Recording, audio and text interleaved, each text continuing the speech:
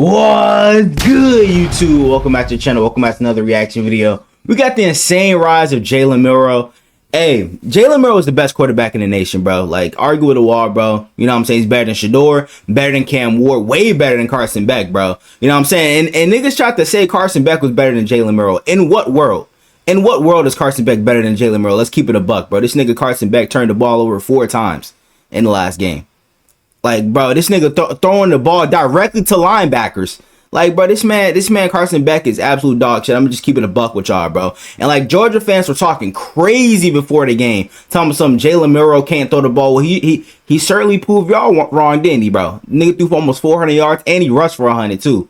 Like, and he is the only person this year that has had 2+ touchdowns passing and 2+ touchdowns rushing in every single game. This man JALEN MILROE is just a freak athlete, bro. Like, he's a elite passer and an elite runner, bro. Like, and that's why I definitely feel like he might win the Heisman this year. It's definitely gonna be between him and Travis. But, bro, you know what I'm saying? I think MILROE is definitely gonna win the Heisman this year. I'm gonna just keep it a buck with y'all. But quarterback position over the last few years with guys like Tua Tagovailoa, Jalen Hurts, Mac Jones, and most recently Bryce Young.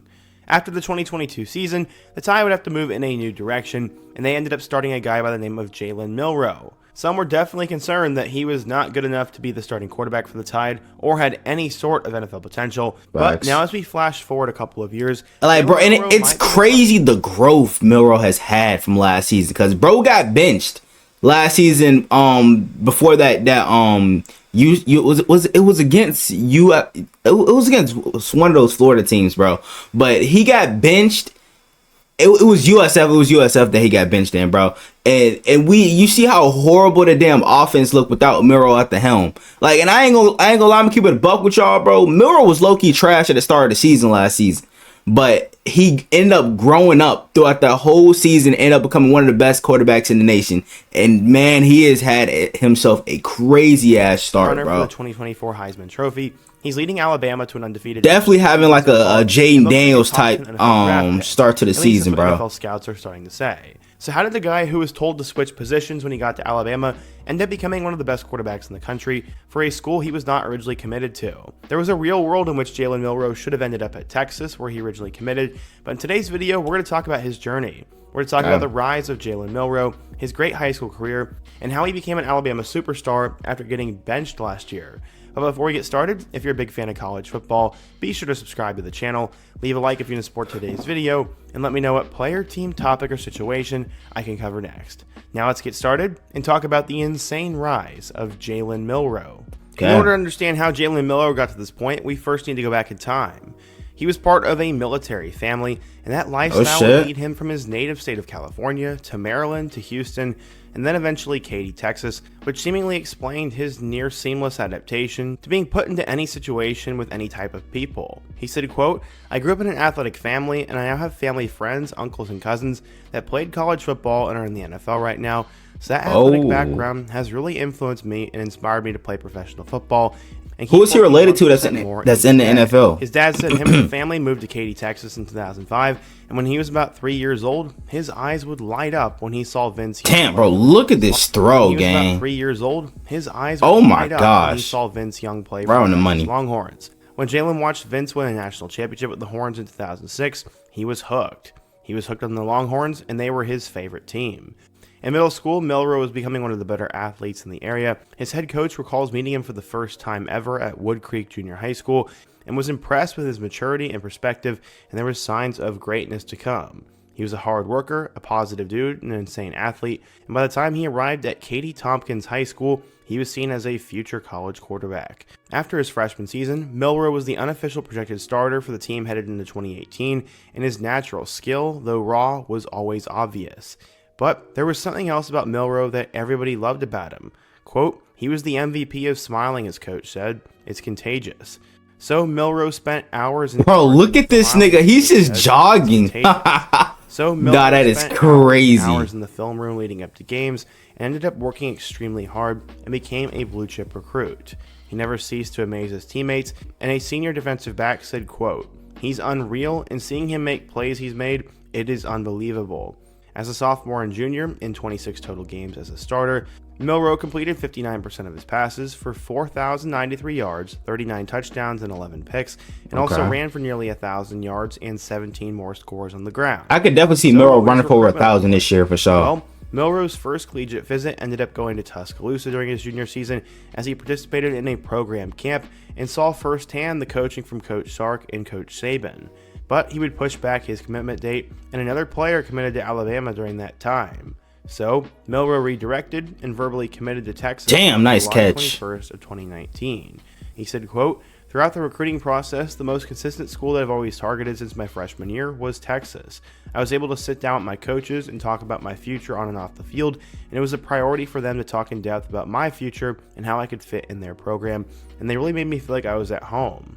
At the time, Milroe's verbal commitment did raise some eyebrows, as he was verbally committed to the Longhorns the previous summer, but then eventually would end up decommitting. Yeah, sir. He made the smart choice. Well, he chose to go to Coach Saban in Alabama. Smart. While his dad knew that his son loved the Longhorns, he told him he made the right decision going to Bama. Facts. He said, quote, "Playing in an offensive system that is pro style, and Coach Sark is running a system that will be run in the NFL. My ultimate goal is to make it to the league, and I feel like I'm able to achieve that at Alabama. Texas's offense is great, but development-wise, being under Coach Sark and Coach Saban, it's a better fit. And then throw in playing against the best in the nation in the SEC, and that was definitely one of my goals growing up, and now I'm able to achieve that. He's also looking for a family environment, and Bama always had that." What did the scouts have to say? Well, he was seen as a dual-threat kid who had a good arm and was a good athlete, and Rivals national analyst Mike Farrell said, quote, "He can make plays happen outside the pocket and needs to work on downfield accuracy, but his ceiling is excellent. I mean, he's got the best deep ball in the nation, bro.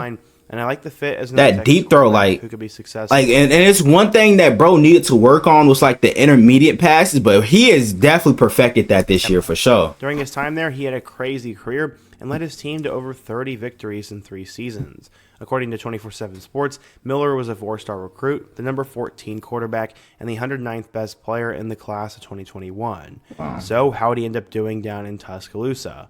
Well, let's take a look. It is that time of the year as winning season is back, football is back, and my... Okay, bro. Yeah. I knew a paid promotion was coming. They're not paying me, so we're going to go ahead and skip right past this. And the bigger your deposit are empty. That is, he was on God damn. Ty Simpson.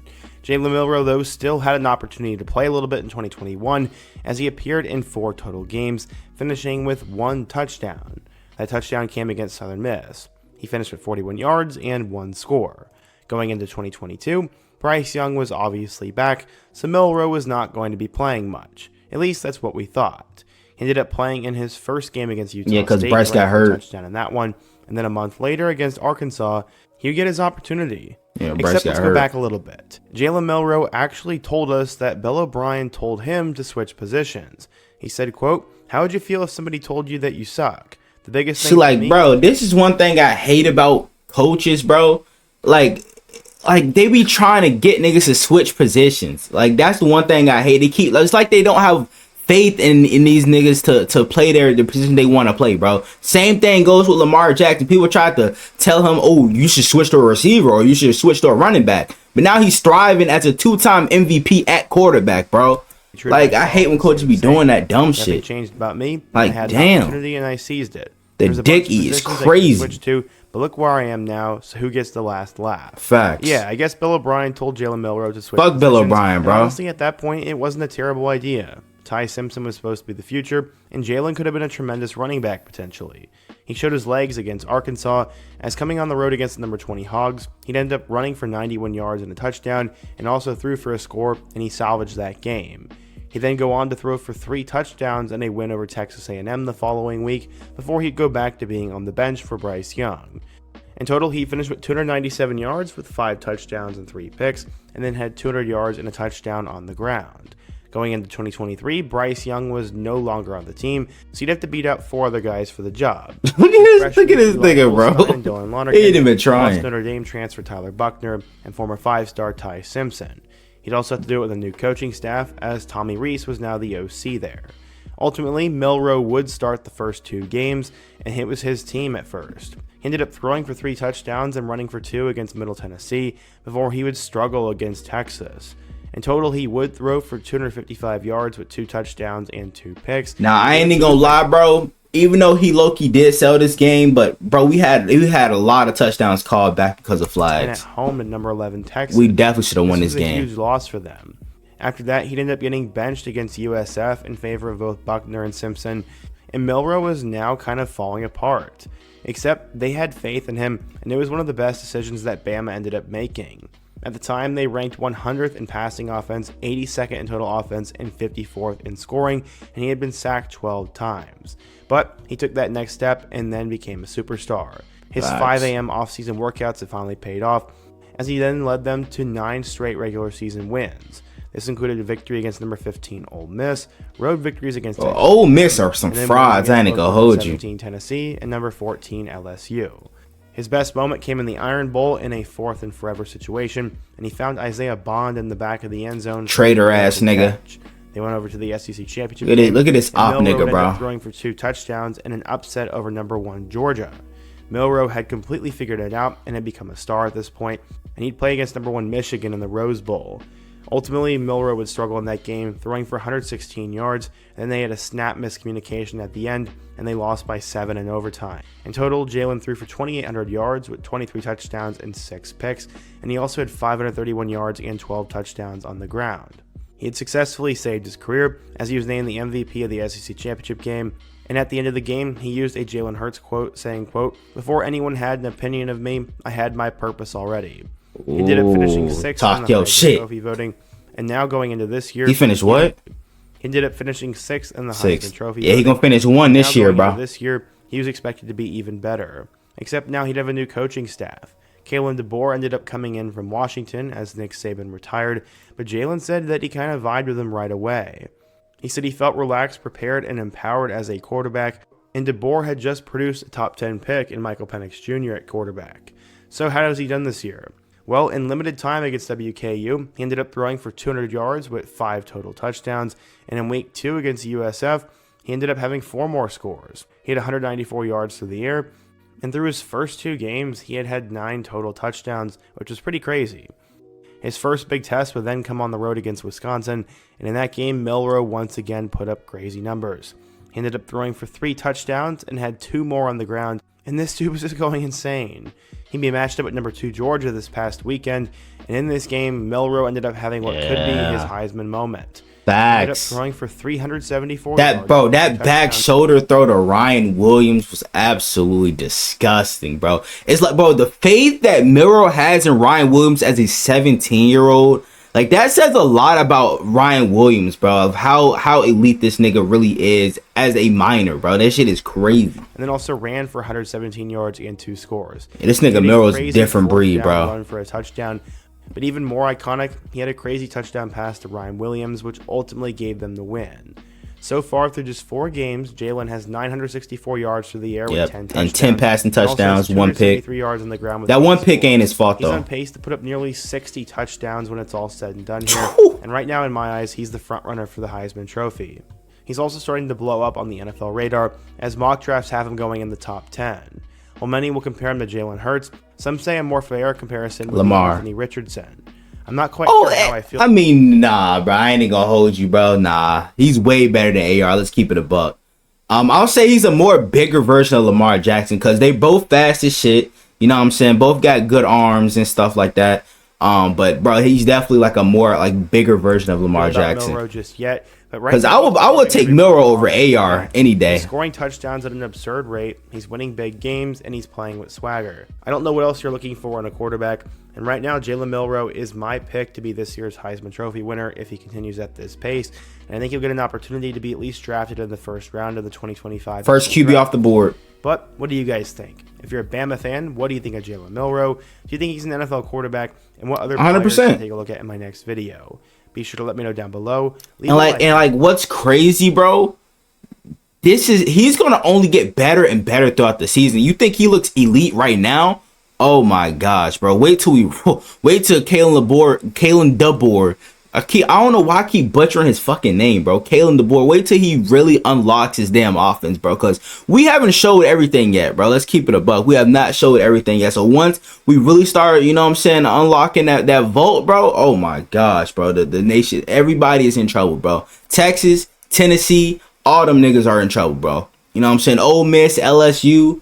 Like, bro, we're winning the Natty this year, but I'm gonna just keep it a buck with y'all. But I want to know what you guys think down in the comments below. You know what I'm saying? Y'all let me know what other college football videos y'all want me to react to. Without further ado, I'm out.